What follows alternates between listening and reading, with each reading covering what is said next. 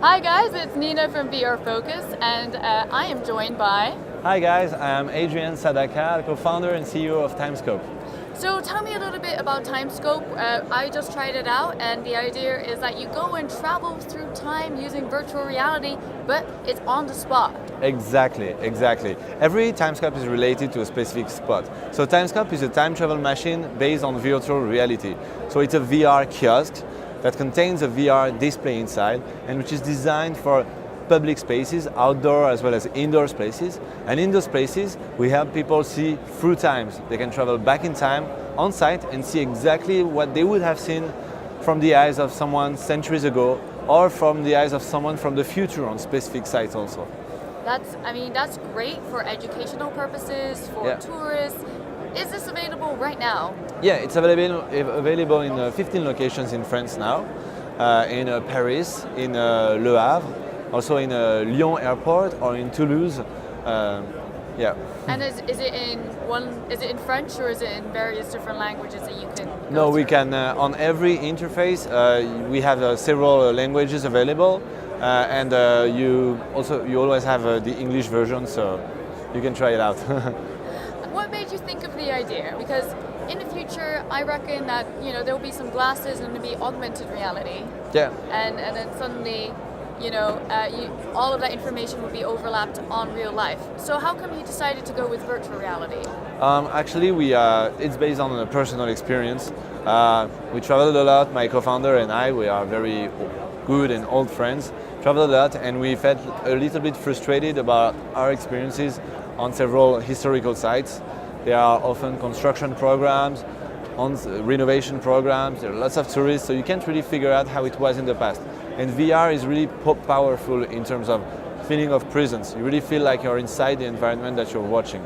The problem with VR is that the Oculus, HTC and all the displays are really not designed for being installed as a self-service system in outdoor spaces. So we had to reconceive completely a VR booth and make it available for children as well as grown-ups, and make it available as a self-service system. So I really believe that VR is the technology which is the best for this kind of application, indeed. So this is kind of like a one-size-fits-all type of thing, right? So if you have different noses or eyes, are you able to adjust anything with regards to when you put it on?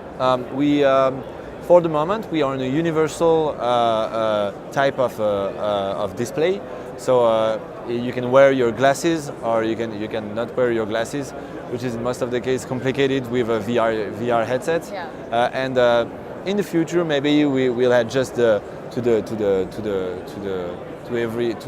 every people's. How can I say that in English? Yeah, exactly. So for the moment, we're on a single universal display, and very important, you can keep your glasses. And you have glasses on. And that's why I wanted to have access to the content. So what is your background? How did you get into making this? Because you can't just go around and be frustrated and think, I'm gonna create this. Why? What was your background to make you want to make this? So we are two co-founders. My personal background is a background in management in business, and my co-founder has a background of historian, and that really represents both of what we do. We also work on the content, so we produce every content, most of the content which is on the Timescope, so the 3D reconstructions, so it's really, we are quite complementary between my partner and I. I'm more on the business side, he's more on the historical side. And we also have extremely good engineers with us in terms of mechanics, in terms of software development, that join us through the adventure.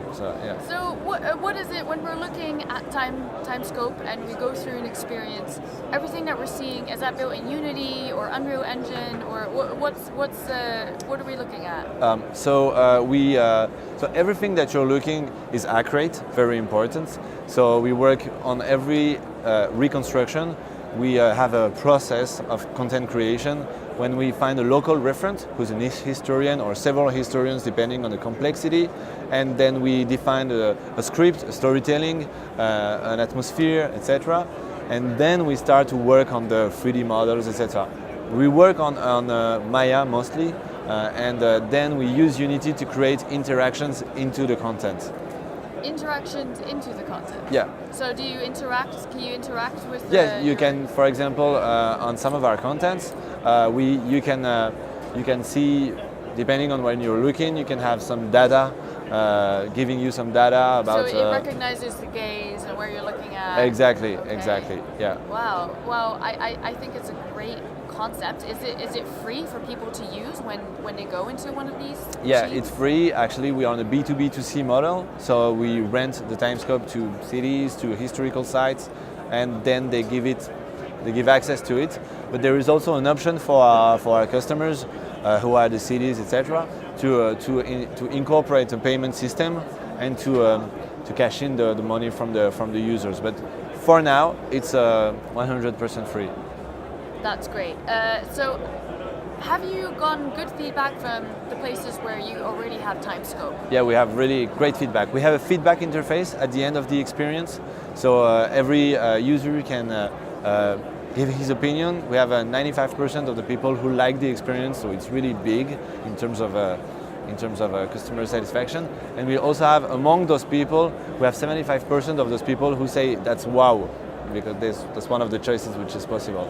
So yeah, it's really cool, and people, what is great about the experience is that people from every age access the experience. That's crazy to see someone from 7-year-old to try the experience and understand that something happened here, or to have someone who's 80, 85, 90-year-old, someone who has sometimes been there during the events that we are describing, says, oh, I remember it was quite like this. That's really really crazy. So it's really for everyone, accessible for everyone, making VR accessible for children as well as grown-ups.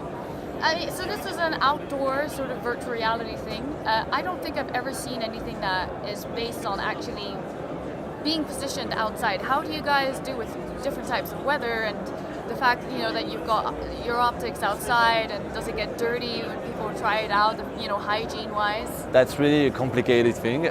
We have that's what our engineering team has worked on a lot. So the Timescope is designed to be weatherproof and also vandalism-proof. And in addition to everything, so it's a matter of electronics inside, which is there is several applications that we do to make it resistant to the variation of the temperatures. And there is also the fact that we do the care and the maintenance. We take care of every Timescope terminal. So if there is a problem, someone who heard the Timescope, we change the pieces, like every urban thing that you see. So I hope that it's graffiti-proof at least. It's what, sorry? Graffiti-proof. Yeah. So no one goes and graffitis on it. Yeah, of course, yeah, it's graffiti-proof. Cool. So are you guys rolling out to other places besides France? For the moment, we are focused in France, but we have lots of demand coming from abroad. So we'll have in 2018 a few spots that will open abroad. I can't say which ones, but we'll have a few. Okay, so hopefully in the near future you'll have a Timescope near you and you'll be able to either see the future or see the past, depending on what choices are available. Yeah. Is there a website that we can go to find out more? Yes, don't hesitate to go to our website, www.timescope.co. Okay, and head over to VRFocus.com if you want to find out more about virtual reality, and I'll see you there.